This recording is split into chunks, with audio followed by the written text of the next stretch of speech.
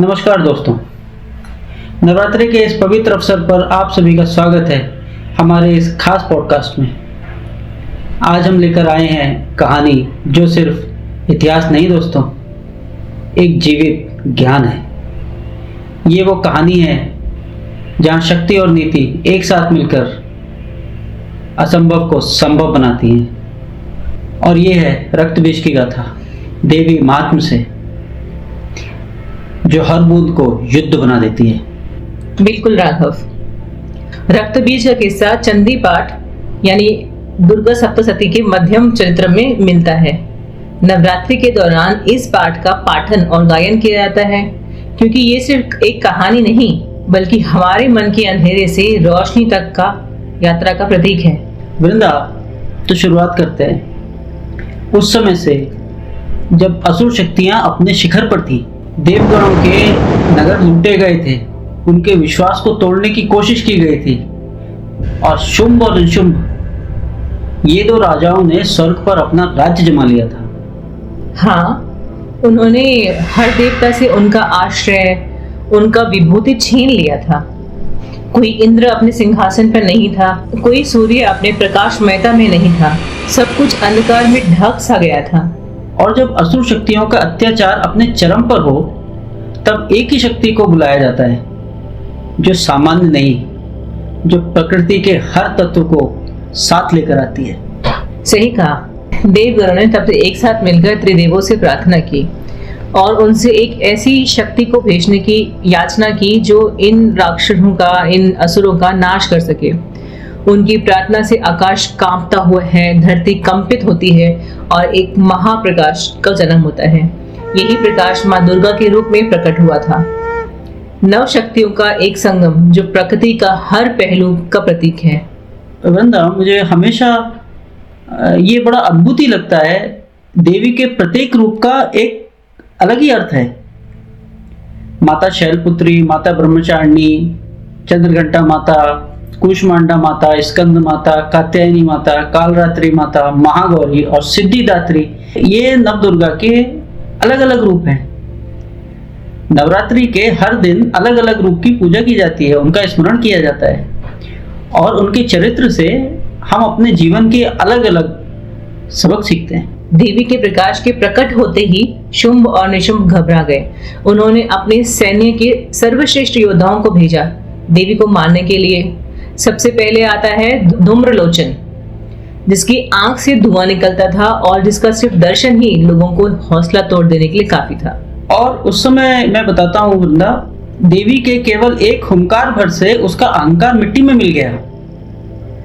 कोई शस्त्र नहीं, कोई तलवार नहीं, सिर्फ शक्ति की ध्वनि से। लेकिन शुंभ निशुंभ ने हार नहीं मानी थी।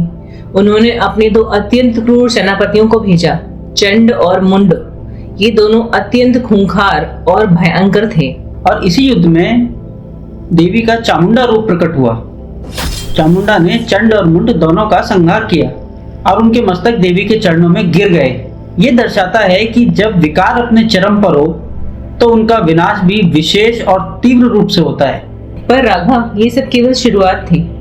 असुर सैन्य में और एक योद्धा था जिसका वरदान उसे लगभग अजय बनाए हुए था। उसका नाम था रक्तबीज।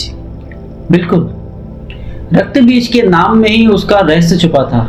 रक्त मतलब बूंद और बीज मतलब उसका सीड। उसका रक्त, उसका खून जमी पर जहां भी गिरता एक नया रक्त बीज पैदा हो जाता। सोचिए, एक घाव लगाओ और एक नहीं 1000 नए शत्रु पैदा हो जाते हैं। जैसे एक वायरस अपने आप को मल्टीप्लाई करता है, ये एक ऐसा असुर था जिसे मारना तो दूर, उसे चोट लगाना भी विपत्ति का कारण बन सकता था। युद्ध का दिन आया। देवी के साथ थी 3 मातृका। ब्रह्मा के तेज से उपजी ब्रह्माणी, विष्णु के तेज से उपजी वैष्णवी और महादेव के तेज से उपजी महेश्वरी। ये सब देवी के अलग अलग रूप थे जो विशेष शक्तियों के प्रतीक हैं। जैसे जैसे युद्ध आगे बढ़ा, देवी और मातृकाएं प्रहार करती रहीं, लेकिन हर प्रहार के बाद रक्तबीज की सेना और बढ़ जाती थी। उसका रक्त धरती पर छूते ही नए रक्तबीजों का जन्म होता जा रहा था। बैटलफील्ड में असुरों का अनंत समुद्र फैलता गया। देवगणों के मन में भय बैठने लगा। अब उन्हें लगने लगा जैसे ये युद्ध कभी खत्म ही नहीं होगा। एक बार पे शत्रुओं की अनेक सेना बढ़ जाती है, हर गांव से एक नया दुश्मन पैदा हो जाता है। ये समस्या केवल शक्ति से हल नहीं हो सकती थी। बिल्कुल, यही इस कहानी का ज्ञान है। रक्त बीज सिर्फ एक असुर नहीं है, वो हमारे अंदर के उन विचारों का प्रतीक है जो हम जितना दबाते हैं उतने ही बढ़ते चले जाते हैं। बिल्कुल, जैसे गुस्सा, रोष, भय। अगर हम प्रतिक्रिया करते रहें तो हर प्रतिक्रिया से वो और मजबूत होते हैं। इसलिए देवी महात्म्य कहता है कि असली युद्ध सिर्फ बाहर नहीं, अंदर भी लड़ा जाता है, और जीत वही पाता है जो समस्या की जड़ को समाप्त करता है। एब्सोल्युटली, देवी ने भी ये बात समझ ली। उन्होंने देखा कि रक्त बीज के साथ युद्ध प्रतिक्रिया का युद्ध है, और जब प्रतिक्रिया ही समस्या हो तो नीति को शास्त्र पर प्रदान करना पड़ता है। तब देवी ने एक दृढ़ निश्चय किया। उन्होंने काली को आदेश दिया, रक्त बीज के खून को जमीन तक पहुंचने ही मत दो। सीधा, स्पष्ट और प्रभावी निर्देश। और तब प्रकट हुई माँ काली, खुली हुई जीभ, प्रलय के समान नयन और अद्भुत वीरता। जब काली बैटलफील्ड पर आई तो युद्ध का स्वर ही बदल गया। जब भी देवी रक्त बीज को घायल करती, तब काली तुरंत उनका रक्त पी लेती, ताकि एक भी बूंद जमीन को टच ना कर सके, छू ही ना सके, जैसे समस्या को जन्म देने से पहले ही समेट लिया जाता था। और धीरे धीरे बैटलफील्ड पर जो सेना बढ़ रही थी वो बढ़ना रुक गई थी। असुर समझ ही नहीं पाए कि हो क्या रहा है। उनका कॉन्फिडेंस लेवल, उनका भयंकर साहस सब कमजोर पड़ गया। और अंत में जब रक्त बीज स्वयं अकेला रह गया, देवी ने उसका संहार किया और उसका मस्तक धड़ से अलग किया, और उसकी अनंत प्रतिछायाएं धुएं की तरह घट गईं। वृंदा, मुझे लगता है ये कहानी आज के युग के लिए भी उतनी ही प्रासंगिक है जितनी उस समय थी। आज के समय का रक्त बीज क्या हो सकता है? राघव, मुझे लगता है कि हर छोटी छोटी दिक्कत को हम इग्नोर करते हैं, जो हम सॉल्व नहीं करते हैं वो ही रक्त बीज है। हर अनरिजॉल्व कॉन्फ्लिक्ट, हर बेमकसद नोटिफिकेशंस, हर नेगेटिविटी जो सोशल मीडिया से बढ़ती है, ये सब अपना प्रतिरूप बढ़ाते जा रहे हैं।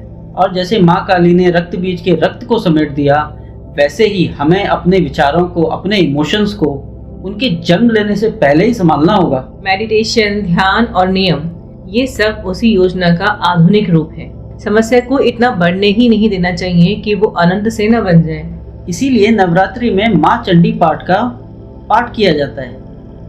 घंटी की ध्वनि, मंत्र की गुनगुनाहट, ये सब मन को स्थिर करते हैं, जैसे बैटलफील्ड में शांति हो रही हो। और दुर्गा पूजा के दौरान ढाक की धुन, आरती के गीत, समुदाय का उत्सव, ये सब हम सबको एक लेवल पे ले आते हैं, डर को संकल्प में बदल देते हैं। एग्जैक्टली, नवरात्रि के सप्तम दिन माँ कालरात्रि का स्मरण होता है, वो रूप जो अंधकार का विनाश करती है और वीरता को जन्म देती है। रक्त बीज की कहानी इसी रूप के साथ भावनात्मक रूप से भी जोड़ती है, क्योंकि अंधकार, भय और विकार को समेटकर ही प्रकाश के मार्ग पर चलना होता है। आज के युग में हर व्यक्ति के पास एक छोटा रक्त बीज है। वो कुछ भी हो सकता है, गुस्सा, असुरक्षा या कोई छोटी सी कोई बुरी आदत।